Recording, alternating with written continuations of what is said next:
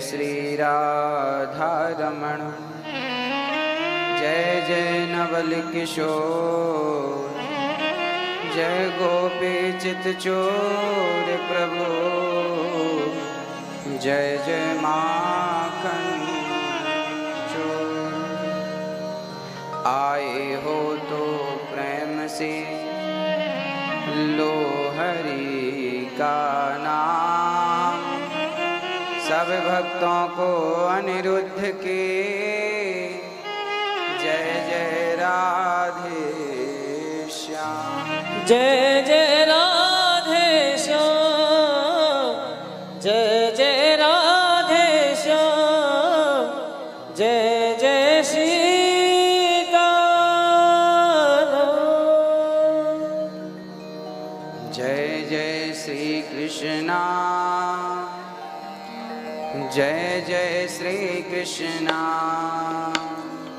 जय जय श्री कृष्णा, जय जय श्री कृष्णा, जय जय श्री कृष्णा, जय जय श्री कृष्णा, जय जय श्री राधा रमण, जय जय नवल किशोर, जय गोपी चित चोर प्रभु, जय जय माखन चोर।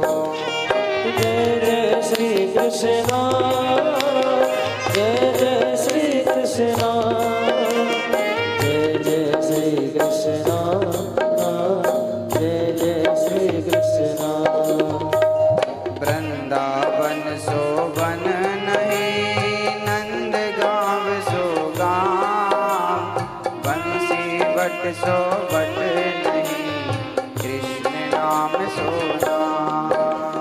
जय जय श्री कृष्णा, जय जय श्री कृष्णा, कृष्णा श्री कृष्णा, जय जय श्री कृष्णा। अर्थ न धर्म न काम रुचि, गति न चाहो निर्वाण, जन्म जन्म श्री राम जी पद, यह वरदान नया।